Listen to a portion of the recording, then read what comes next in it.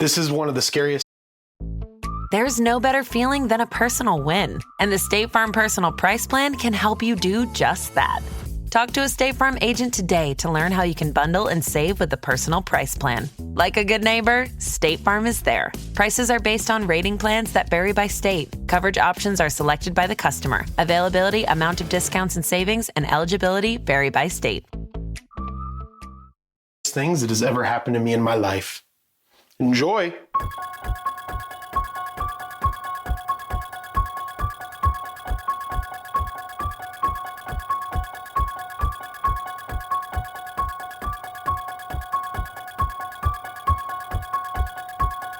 Welcome to the Age of Jeremy. My name is Jeremy Quintanilla.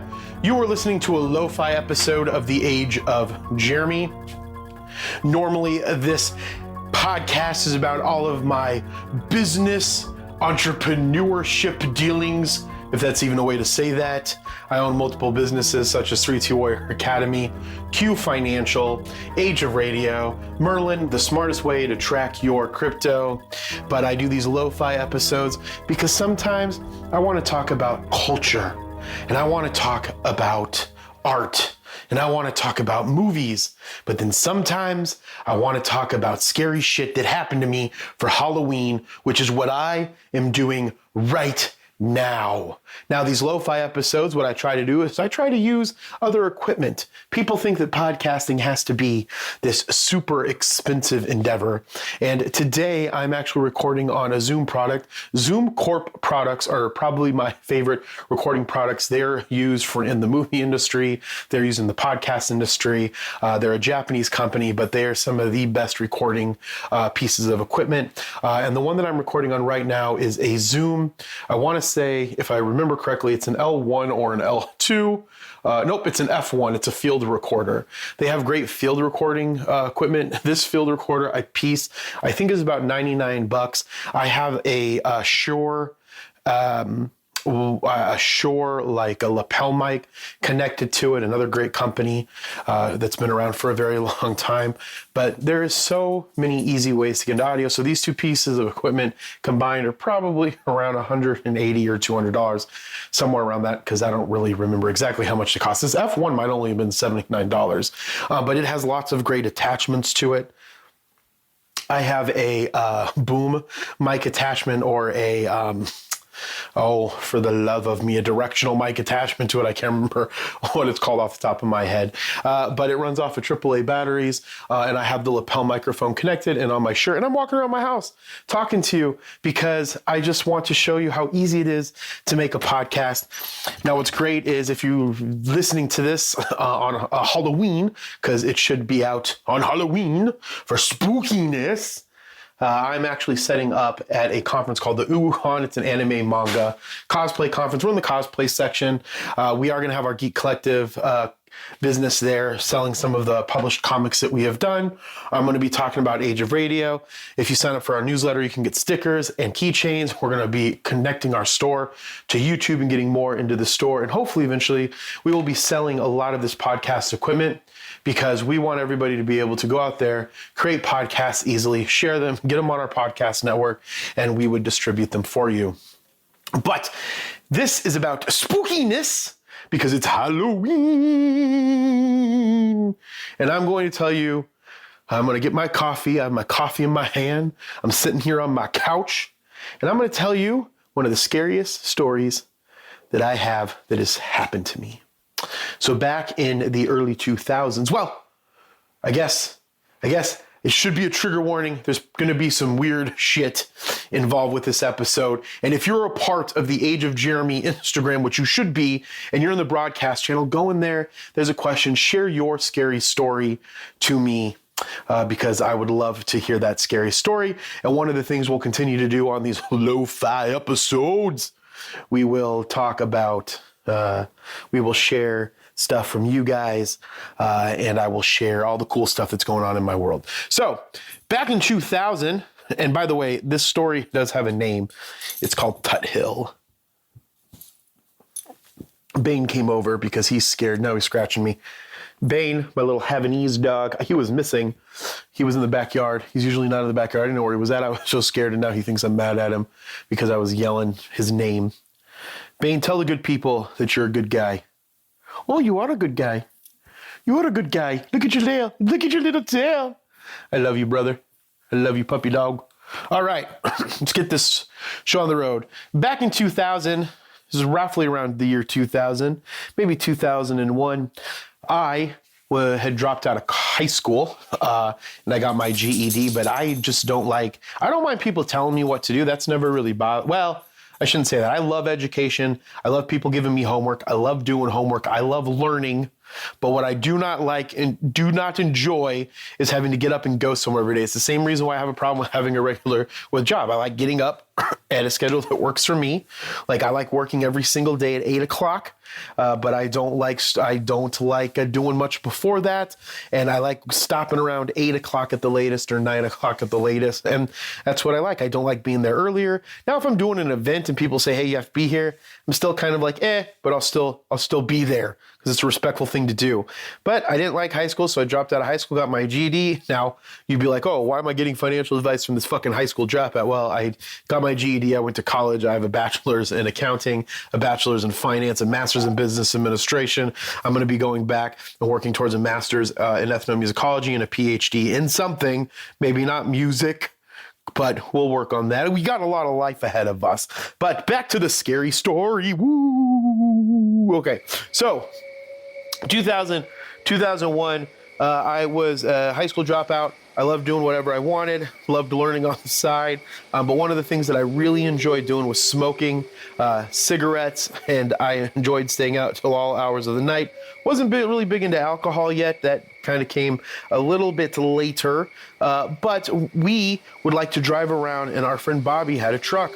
And one night, Bobby, my friend Charlie, and his brother Jimmy, and the three of them, I think, they were out driving around, and this was out in Avondale, and there's a road called Tuthill that is out there, and Van Buren would run all the way to Tuthill, and on the corner of Van Buren and Tuthill, Van Buren wouldn't go further. That's all changed right now, but there was a house that they found. At that house, it was an old broken down house, looked like maybe it had a fire. There was an airplane hangar, and then there was a barn that was at it. And they found the house. They had hung out outside of the house. They had smoked. They had talked. One of the things we were really big into at that period of time was just talking about whatever, which maybe is the reason why I like podcasting, because you just talk and maybe talk about whatever. And so they had gone out there, and so the following day they went back maybe the next weekend, and I think that time they went with maybe their friends Matt. Well, I can't remember exactly how many times they went there. A couple of times without me before I went there. And so the second time that I think that they went there, they had heard noises inside of the hangar and inside of the barn, but they hadn't really ventured too far into the house. And so we decided that there might be something fishy going on there, and they wanted to kind of get an idea or put a plan together to go and research the property more. Because again, it was a pretty big house. There was a living room in the house, and the dogs are going to play and bark and add to the effect of this story, like the demon dogs of hell. Hopefully you can hear them. Okay, and so the plan was that we would bring our friend Matt and Will. Matt was planning on going into the military. I think he ended up going into the military and becoming a sniper. And he had a paintball gun, which is, not a gun, but a paintball gun. We were too young to have guns at that time, I think, still. And Bobby was there. Jimmy was there. I went this time, but Charlie went. Matt and Will had gone as well. Bobby had his truck. The truck was a single cab, and so me, Charlie, Matt, and Will were in the back. Jimmy and Bobby were up front. Bobby was driving. Bobby was a fantastic driver. So we get to the end of the road at Van Buren and Tuthill, and we decide to get out. Well, Bobby, I think it was Bobby we took turns, I believe, looking into the house, and then we took turns into watching to see if anybody was ended up coming. And it was a pretty far ways from the other house, the house that where someone lived at. Okay. And so we ended up going into the specific house. And one of the biggest things that we noticed when we got in there was bottles of empty baby food all over the place. So it looked like maybe there were squatters that had been there. And squatter, if you don't know what it is someone who's homeless that finds a place to stay and to live. But there was baby food in there. And there was clothes strewn around inside of the house, but there was no one inside. And so we ended up kind of walking into the kitchen, and inside of the kitchen there was a styrofoam bucket, and this was the first sign that this might be not a place where we wanted to continue to go. But there was a bucket, and it was full of red liquid, and from what we could tell, when we looked at it and we got light on it, that it was a styrofoam full of blood. And if you looked around, there was blood that had gone from the styrofoam all the way dripping out down into other areas of the house. And so at that point, we're like, okay, this is fucking creepy. So I think two of them went to watch out, or one of them ended up staying at the truck to watch out, and then we broke up. And so, so then we decided we were going to go into the coat plane hangar, and then one of us was going to go into the barn. And so when we started to walk, as we started walking to the barn, we started stepping, and the ground was kind of, not super hard, but it wasn't like sinking through. And as we got further in, there were spots throughout the yard where your feet would sink in a little bit into dirt, as if there were, holes. It's the demon dogs again. There were holes that were dug that were filled back in with dirt, and they weren't like stuffed hard. So there were these pockets of soft places, and oddly enough, the size of these soft spots of when you would get from one spot to the other spot was roughly the size of a average sized human being. So maybe about 5 foot or something along those lines, maybe 5.5 feet. And so we were like, okay, this is, even more scary. And this is probably around 11 at night, 10 at night. So it's not super late, but it's not super early either. And so at this point, we're like, okay, we've stumbled onto something that's a little bit weird here. So we should probably maybe, I don't know, leave, but we didn't. And so we started we were going towards the barn, and Matt and Will. So I think me, Charlie, were going towards the barn, and Matt and Will, and then we're going towards the plane hangar. And as we started both walking, it was either a pig sound or a squeal or some type of weird sound, maybe like a demonic pig sound, not like the demonic dogs barking, but there was some type of demonic sound that was coming from the barn area and from the plane hangar area, almost as if it was like a sound to scare you, to stop you from going in there. But we were idiots, so we continued to go in. So we went into the barn area, and when we got into the barn area, there was baby shoes, there was more clothes, but what was more interesting was where you had, like, when you walk in, it looked like there was horse stables on the left, if I remember correctly. This was, over 20 years ago. And there was like, a spot on the right that would open up into maybe like a pig pen or a feeding area or whatever. So you could open up like a gate and go into this other area. And so we would go into that other area, and up on the wall, there were nails that were sticking out of the wall with the pointy side towards us, and it was in some type of symbol. Now, we couldn't figure out what the symbol was, but it was a symbol of some type, and on the edges of all of the points of the nails, there was just red stained blood, right? Of what we could tell. Maybe, we were kids. Maybe our imaginations were a little crazy. Maybe it was rust or something, but the fact that were symbols, they were all poking out towards us. It more than likely was probably blood, and there was red, stained on the ground from where we were at. And so about this time, we're like, this is really freaking weird. And so at that time, we just hear Bobby, who's by the truck. He's in the truck. He whistles. We look out, and we see Matt and Will run to the truck. Bobby's turning the truck around, and we look, and there's a truck going as fast as it can towards the edge of Van Buren and Tuthill. So we jump into the car, or the truck. Okay, so me, Matt, Will are at the back with Charlie. Bobby and Jimmy are in the front. So they get to the truck first. Bobby turns around and he goes and makes a left onto Tuthill. So we would be heading south. So the house is on the northeast, southeast corner of Van Buren and Tuthill. He was parked at Van Buren looking looking east, so that he could see what was coming, and he saw the truck. So he what we call flip a bitch. It's like making a U-turn. He made a U-turn, went down, going south on Tuthill. We ran to the side because it was closer. We jumped in the car. Well, the truck did not even stop.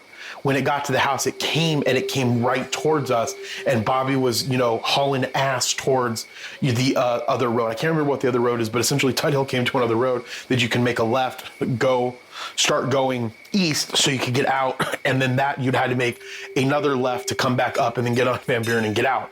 And so when we made that left, we saw, as we were driving forward, a chicken coop truck, like a truck that has like the back with the, the wooden pieces. The wood where like the chickens would be in if they had the cages in them. And so we jump in, so we're driving, and as we pass it, its lights aren't on. It turns its truck on. It's on the side of the road, and it goes right after the other truck is following us. It's chasing us. That car gets behind that truck and starts chasing it. And so what they end up trying to do is their truck tries to get at the end of our bed and try to hit our bed. And so Bobby, who's really good at driving, he starts swerving to create a bunch of like dust so they can't kind of see. And Matt starts shooting the car with the paintballs. And so as kind of the dust settles and they're chasing us really hard. They're trying to get up on the side of us to hit us. They all have robes on, and they have like I want to say KKK masks on, but they're not they're not in white. They could have been KKK members. I don't know. The Klan was not as popular as it probably is in the Midwest, but we have Klan members, at least in that period of time in Arizona. And so they could have been Klan members, but they were part of some type of probably doing rituals, what we can think of. But anyways, they all had masks on and they all had robes on. So we finally get to the other spot. Bobby makes a left. They keep trying to hit the truck to get us to spin out. And we finally make it back up to Van Buren. We make a right and we bolt it, and we go straight to the police station. And so we go to the police station, and Jimmy and Bobby, they're over 21 at this time. And so they're inside, they're talking to the police officer, and the cops aren't taking anything that we're saying seriously. And as me, Matt, Charlie, and Will are sitting outside, we see both of those trucks keep coming by and watching us while we're sitting at the police station. And they keep watching us. Eventually, they don't come back. The police don't take anything that we say seriously. They tell us that we just need to go home and we shouldn't be out this late. And we get in the truck and we leave. And so we end up going to Denny's. We get something to eat, I think. And then we each go our own separate ways and go home. And so while we were there, though, Bobby had, I think, drumsticks. It was either I think it was during that first time.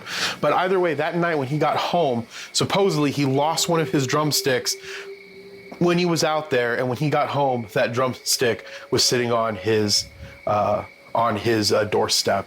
So we don't know if they followed him and they dropped that as a sign to like keep saying, hey, look, don't come back here, or whatever the case is. But that was one of the scariest moments of my life. I was only 16 or 17 at that time, because what we believe happened was we found a place where they were doing sacrifices of some type, or, if they were part of the Klan, maybe they were lynching people, who knows?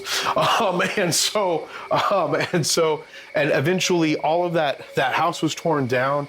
And many years later, when they tore that down, they did find a bunch of bodies supposedly at Van Buren and Tuthill. I've never been able to corroborate corroborate that part of the story. And I've kind of left it alone just in case there is some type of evil that was there specifically, or they were doing rituals. But supposedly when they ripped it down and they built up a new house, because they built it all up out there, they did find bodies that were buried underneath the dirt. So that is one of the scariest things that has ever happened to me as it relates to a haunting, occult, or cult or satanic situation that has happened. And we talk about that story every once in a while. We had a podcast called Learning to Curse. We talked about it on Learning to Curse in the past. And again, it's one of the best stories that we have of Van Buren and Tuthill. And even all of the people that we've known through life during periods of times we've gone out there. In fact, I think Adam might have been there when we originally did it, one of the hosts of Learning to Curse. But again, that was one of the scariest things that's ever happened to me, but that was many, many years ago, and supposedly I'm safe now. So with that being said, I hope you enjoyed that scary story. Head on over to The Age of Jeremy, go into the broadcast channel, and let me know what your favorite scary story is, or a scary story that you have been a part of. And as I always say, be thankful, grateful, and kind, and we will talk with you next time. Bye.